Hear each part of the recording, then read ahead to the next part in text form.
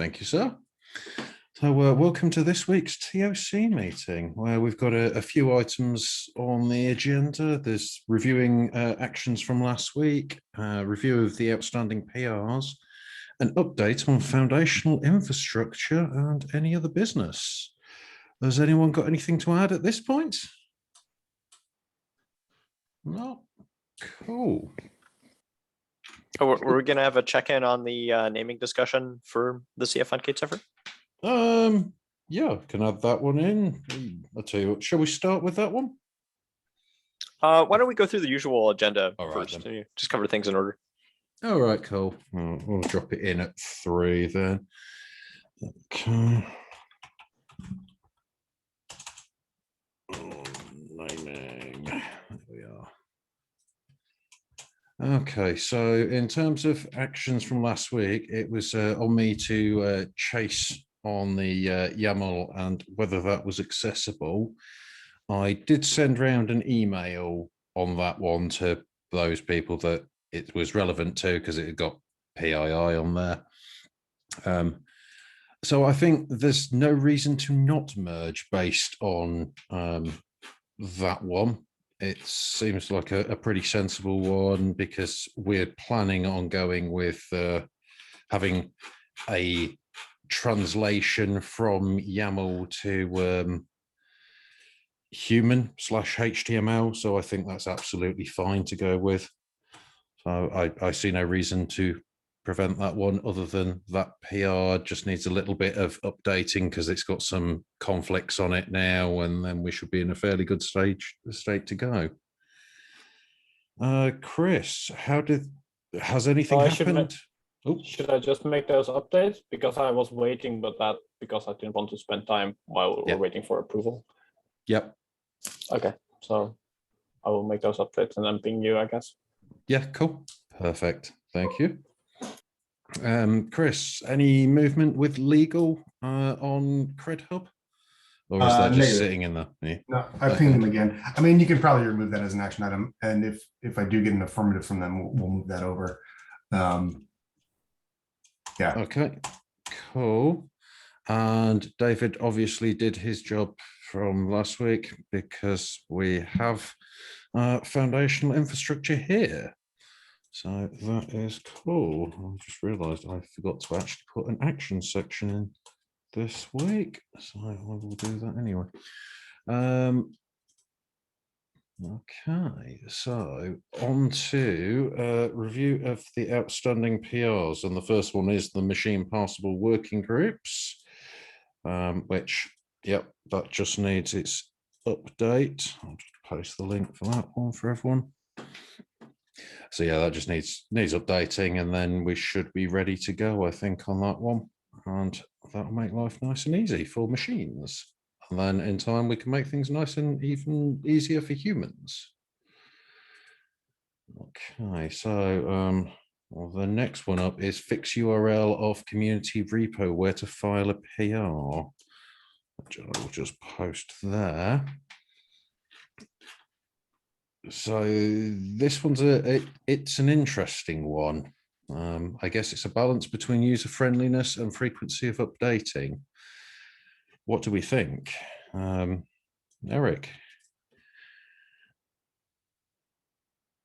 Yeah, I just had a concern that, right now we've got the whole structure in a single YAML file, but I don't know if that's going to change at some point in the future as we actually figure out how the automation is going to work.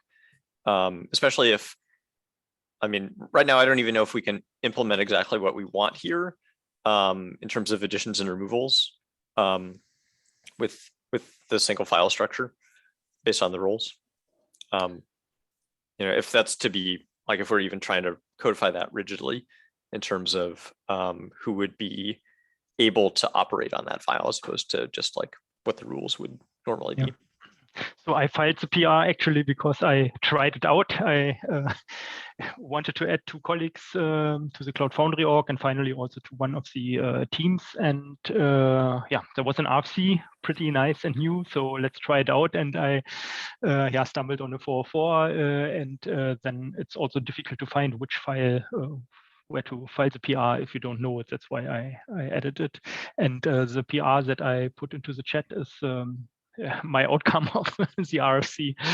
And yeah, I'm interested whether it helps or not. It's for me the dry run. So that's why I also put Ruben on the on the PR as a reviewer, not from content point of view, but if it's merged, then probably some GitHub action will do the needful, I hope. Let's see.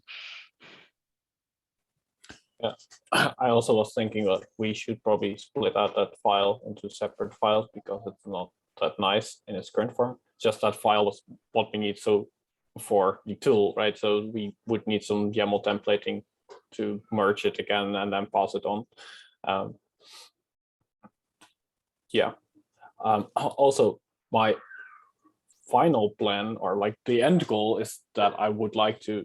So if we have machine parsable, right, that's the PR. But then the next thing, but I didn't work on that because we had so much other stuff still in flight, is got to be like using the machine parsable stuff to generate that file, right? So if you generate the team definitions based on what we have in the working groups, then we can in one run basically lock down the whole org. Like basically remove all the access for all the people that don't. I mean, I know that we're not, but that is where we want to go eventually. I think one thing that we need for that is something where we have working group definitions that at least have something about bots that might need access as well, right? That would be something useful to capture. That's what I could think of. But yeah, so we ideally we eventually get in a state where this is all driven by the working group definitions, I guess. And I think actually in this case that might not even be appropriate, because this is just talking about who should be a member of the overall GitHub org. And so that wouldn't even be captured necessarily in the roles that are working group specific. No. Yeah, so that's why I'm saying like splitting out, right? So you have the org member list, and then so we could maybe add a script that just add a simple helper script that adds it in an alphabetical order or something, adds it in the appropriate place. So you give it scripts and then the username, and then it adds it to the file. That would be something. So you split it out, do some YAML merge, and then the other part about the teams and the repos, I think that could be driven by the definitions, working group definitions. Can I ask a dumb question maybe, but the working group definitions have a place for approvers, but in reality, the people that have access to the repo and maybe commit to the repo, because a lot of the projects are company driven and not purely open source, have people that are not approvers because maybe they haven't been in so long in working in the code base, but actually commit code.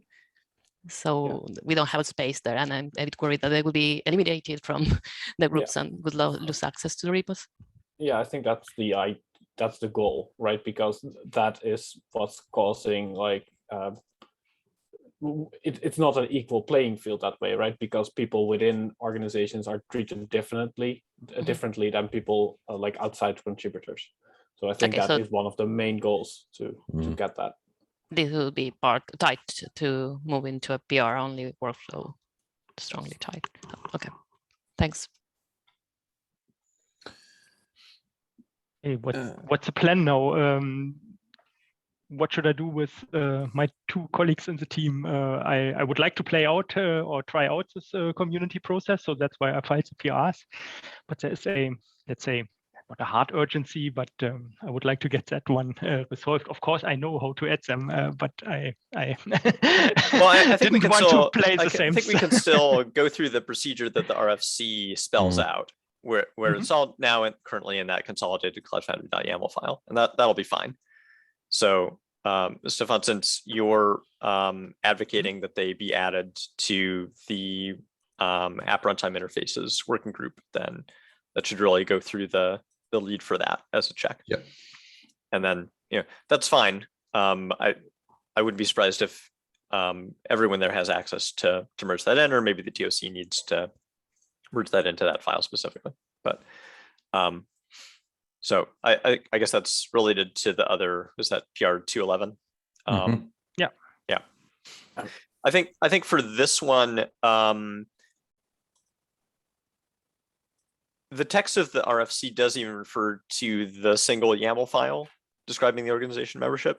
So I think even in terms of making the references match the structure of the current document, we could just have that text linked directly to that same file that you linked to, Stephan, instead of changing the link to the community repository to be just a specific file.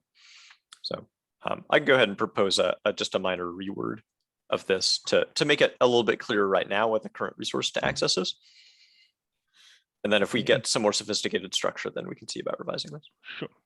And if 211 would be merged, is there an automation in place that applies these roles? Or okay, so then I will ping probably Greg to get the stuff in. I mean, I have the okays from 2 approvers. Okay, I know these approvers pretty well, but let's try it out how it works. Yeah, because if you also- actually have a look on your commit, the sync has passed, so it's all good. I don't know what that actually means. So the sync passing on a PR, does that mean that it already added that person? No, it does. It runs it in like a dry run mode. Is that true? Well, that's what I was discovering when I was debugging it the other day. I was like, oh, okay, I'll just let it run in its dry run mode, and it seemed absolutely fine. It was, yeah. I don't know if I've set that up that way. Yeah, okay. That's probably something to look into. But yeah. Yeah, okay. That might be worth checking. But also, like, because this is now live, it means that if you add people outside of the process, they will be removed, because this runs every 1.5 hours, maybe 2 hours. Okay. So the 2 colleagues are not yet, at least not in the team where I want to have them. This is a team which only has access to some performance test repository. So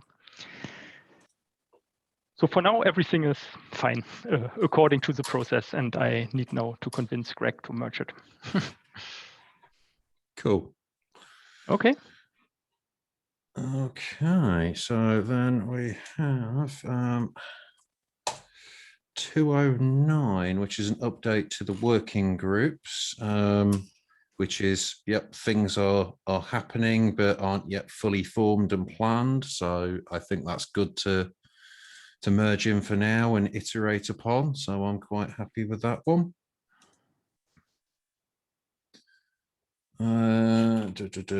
So we've got 3 TOC approvals on that one. I can't see anything controversial in there, so I'm thinking just click the button on it and let it continue. Any objections?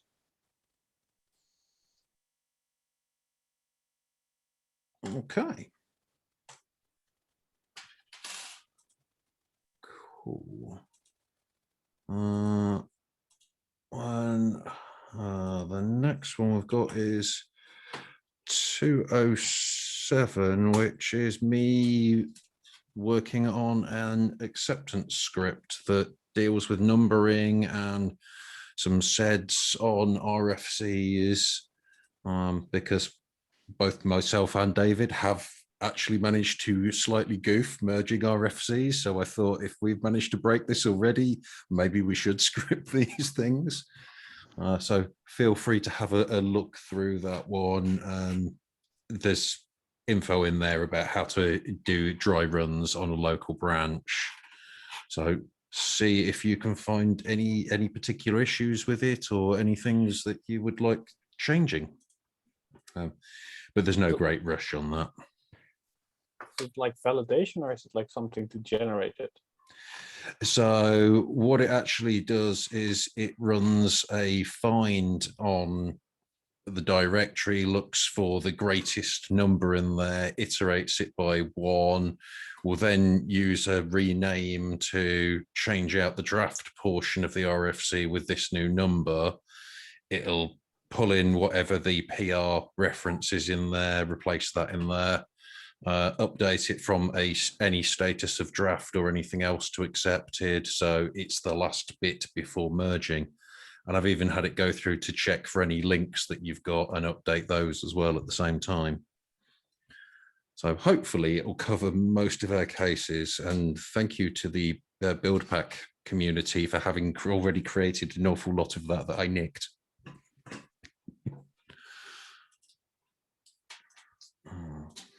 Okay. So then we've got some repo moving out of incubator into main for app runtime interfaces.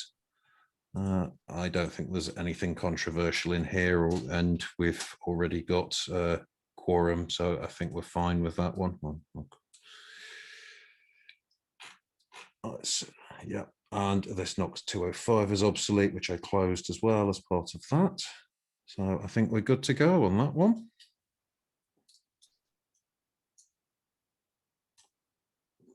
Okay. Yes, that's that one. And then we have add services, working group to main doc.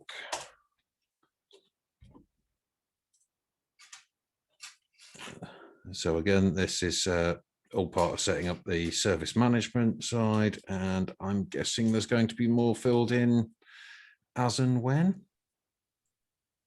Yeah, in the following week, hopefully. Cool. Yep, so let's get that one merged in as well. Yay. Thanks. Cool. So now to the more interesting things. An update on the CF on Kubernetes project naming.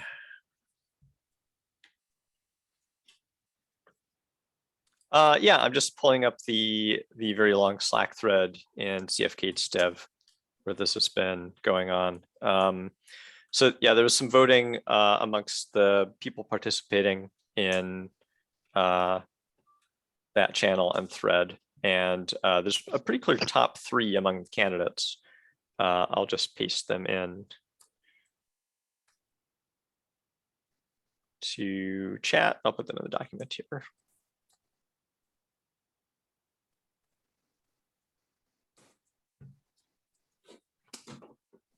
Yeah, so the clear favorite option among the candidates that was selected on the short list was Bifrost.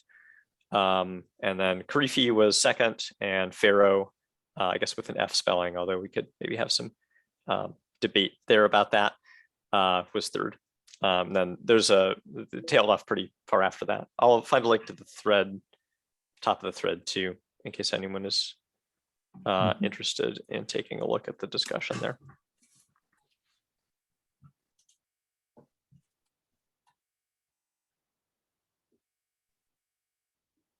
Anyway, so I'm guessing this is going to be also up for discussion at the CF on K8s working group meeting, but we certainly want to get alignment on the project name from the TOC and even the governing board. So happy to hear any particular thoughts on these. Ram, I see you commented also on that thread about some potential naming collisions for Bifrost. This Bifrost thing, what is considered Midgard and what's Asgard? Is it CF or K8s? What's the place of the gods? Yeah.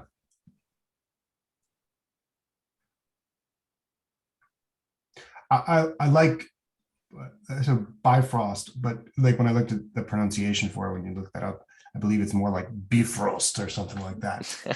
So it's nice to have names that are obvious how you pronounce them. And I don't think Bifrost, if that's what we decided to pronounce that, right? I assume we're not gonna at some point it probably had an umlaut over the O there, and if we're not going to just say Bifrost in this exaggerated Nordic accent, then I guess we'd be calling it Bifrost, which is like, I don't have a problem with that. Sounds like a two-headed frost dragon or something. I don't know. But I like the rainbow bridge from gods to humanity metaphor. That kind of works. To Ruben's point, I'm not sure which technology is the realm of the gods and which is humanity. But I'm not sure. Although Ram has picked up that there's a crypto thing called Bifrost, and there's also an APK for Android devices as well. Yeah.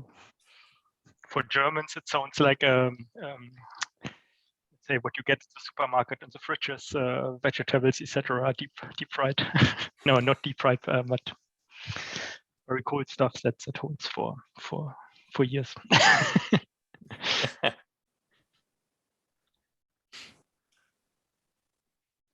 I like Faro or Pharos, PH or F, and then I'm not sure whether there should be an S at the end or not.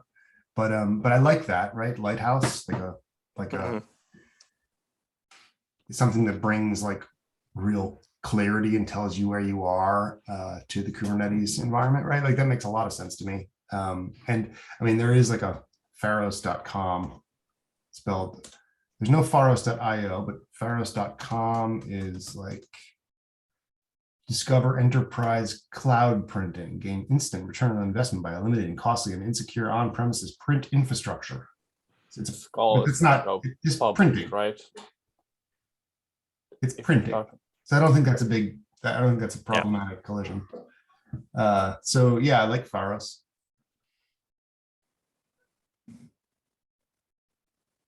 They're concerned with domain scalpers and this call going public. Oh, interesting. Yeah. I mean, just putting it out there. Ruben, are you claiming domains as we speak? Speculating? We can also, we could delay the public posting of this call for a day or two or something.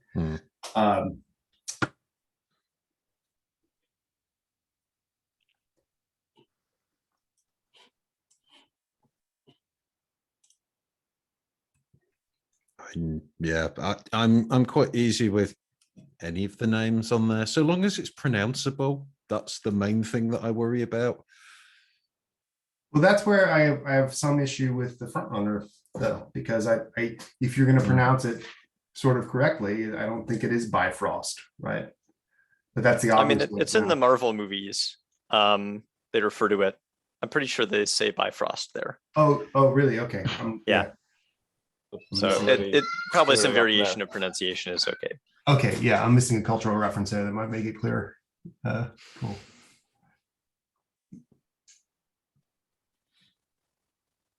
It was more the kind of the skates type ones that I was going for. Right. What do I do with this series of characters?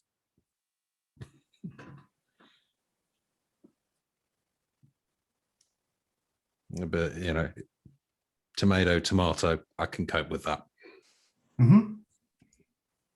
Yeah, in naming software or a band, you don't want to have to explain how it's spelled when you say it.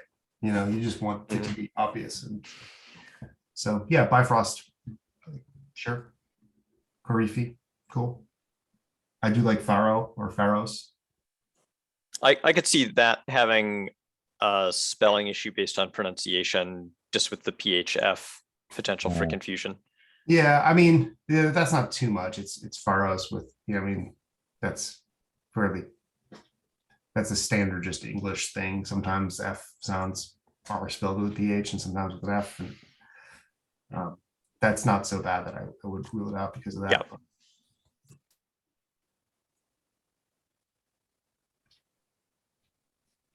And Korifi just means like peak. Is that what that means? Yeah, I think it means peak or summit.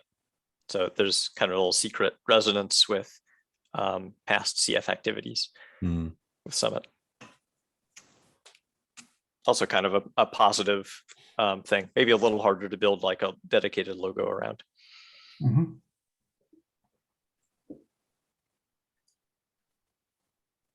Some graphic designers are going to have fun with that. graphic designers are going to love the lighthouse.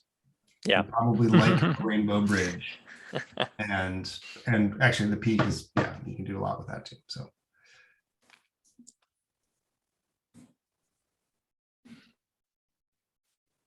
Okay. So are you going to take those updates to the CF Kubernetes call shortly then, Chris? yeah, we'll dig into it then. And then also tomorrow, Yes. you know, we've got the CF on K8s, two of the folks there, Giuseppe and I think Andrew, are going to present to the CFF governing board. So on just the state of the project, and certainly that will be, you know, a conversation to have there too. You know, I don't exactly know who should have the last word in this, but I would, you know, generally defer to the working group itself. But I, you know, definitely want to get TOC input and also then the governing board input. Is there going to be any need to deal with legal or anything like that as part of this? I think once we pick a name, we'll definitely want to go and get copyrights and stuff done, and that would be on our end. So yeah, there could be an issue with one of them.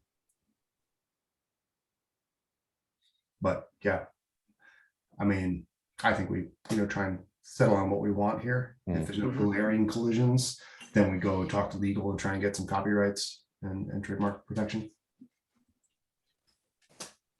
Cool. All right.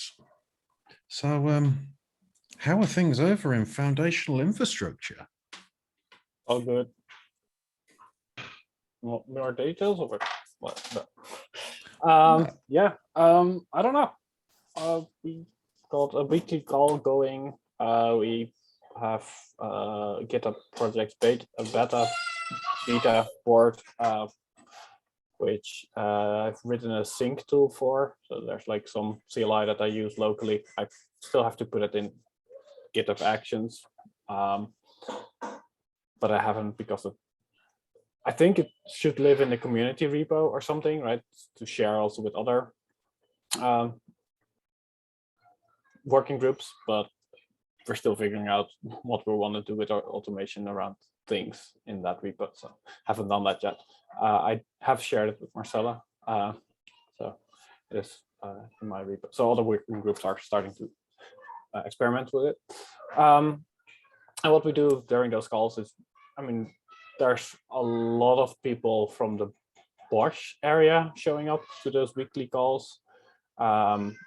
We have had a few calls where there were people from UAA. We haven't had calls with CredHub people or the other areas. I do have had some interactions with the backup people. Oh, they actually attend some of the calls as well. So in the beginning, there were some like discussions around process and stuff, but that has mostly gone, and now it's just going over the board, basically the project board, where we discuss, go from right to left, discuss per column. We discuss what the status is of each item. And usually the people that we're still, like, for example, we're still waiting on a reviewer or something. Usually these people are in the call, so we just nudge them or tell that they look at it. What we're doing when a PR comes into the inbox, we have the foundational infrastructure working group. That was the power going. Ja, heb ik. Wil je me even aanzetten? Ja, oké. There's still some issues in this house around power, especially in this. So they have lots of groups in this house, different switches, but for this particular area, it's all in one. But I'm back. So I was telling about the things. When PRs arrive. Yes, thank you. In GitHub, you can configure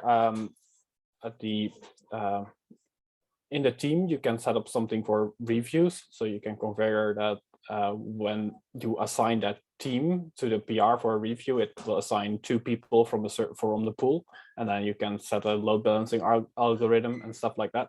So that's what we're using. So basically, it's just assign that team to every incoming PR, and then GitHub will take care of it basically. So make sure that all the people that we have as approvers, that everybody gets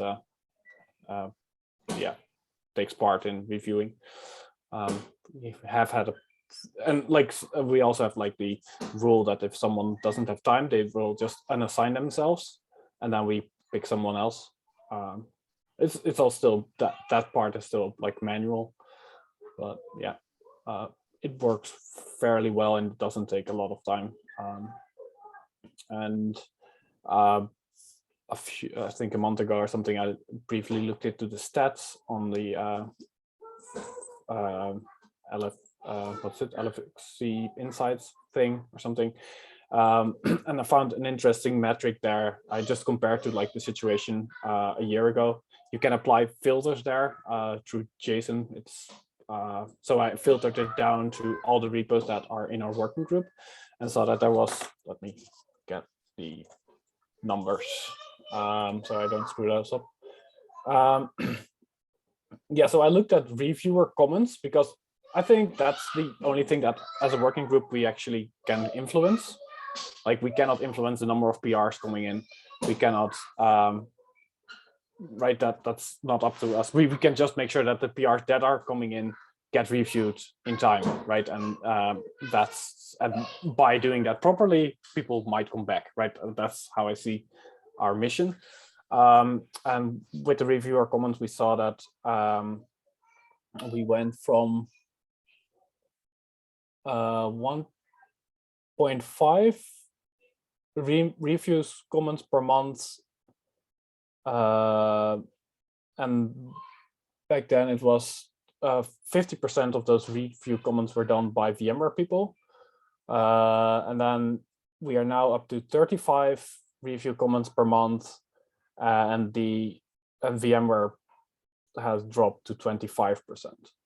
So we're seeing a more diverse group of there's a more diverse group of people participating in the review process, and I think that is good.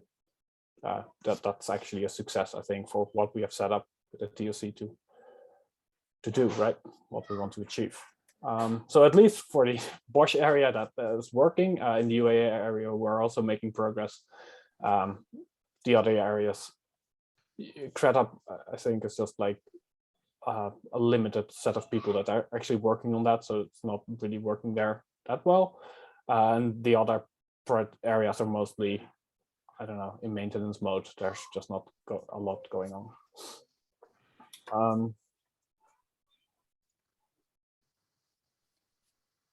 Yeah. Is there anything you need help with? I think it's just continued automation, but I'm attending all these calls, so, or most of them, so I'm driving most of that work. So you know who to poke anyway. Yeah. No. Yeah.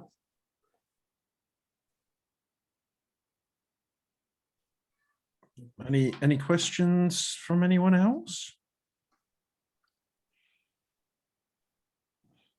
I just want to emphasize that the board we have, the project board, I'm really happy with that because it helps us to have the weekly based working group meeting very efficient and to have a good overview. And I think we decreased our reaction time on the PRs because we have a nice visibility what's happening, which is really good for open source project. Yeah, I think this is working very well. And let me also add that we're not enforcing, the idea of the board is not that it's tracking all the work that's going on, or it's not like a public roadmap. It's more like that's the stuff that's happening in the community, and other companies have their own trackers or project boards or whatever, right?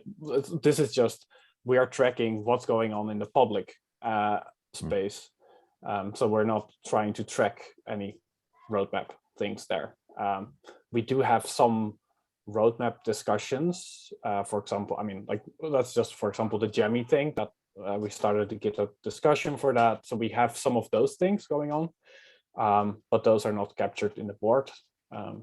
So it's just a tool for us to be productive with reviews. And we also do issue triage there. We actually for that we have another view. So you have multiple views in that can have multiple views in the board.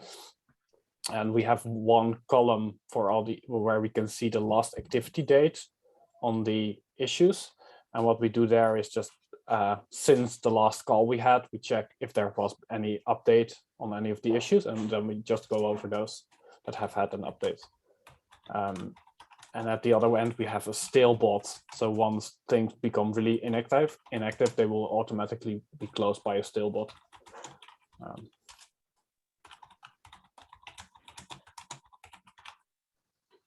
Cool. All right. Well, thank you very much for the update. Do we have any other business to bring forward this week? I have one question I got asked actually by Jochen, CCF deployment working group lead, and yeah, he now starts to organize Slack channels and of course the meetings, etc. That will all come. But one question was, how should he actually start with the GitHub access structure in this working group? So probably, well, there's an existing team structure, etc. that is, let's say, sort of grown over time. So most likely he's going to set up some new groups that reflect really the structure. That's how other working groups have done it. Should he directly go to this Cloud Foundry YAML and propose everything there from the beginning? And then I would tell him to do so, and let's see what happens. Be a good first case, I guess, because then we can also in that PR have a discussion about naming and those types of things. And then once we like approve that, we can use that format that we come up with to drive the automation that we built for the other, to have the other working groups aligned with that same structure, I guess. Yeah, I guess what I mean, neither me nor Jochen has very big experience in this, so we will simply look how the teams are actually named in runtime or in foundation or in interfaces, and then use a similar naming pattern. But yeah, we can then discuss, of course, in the on the PR if that is appropriate or not. I think we also have like it's not an RFC, it's a like working proposal, something draft that has about this, like around naming. Yeah. But it still should be rewritten to an RFC format. Okay, yeah, I can look for that. Yeah, it's a pull request at the bottom. Okay, yeah. I think I find it then. Yeah, that's a good idea. Then I guess we can go this route and then hopefully have the first work group meeting here as well and start.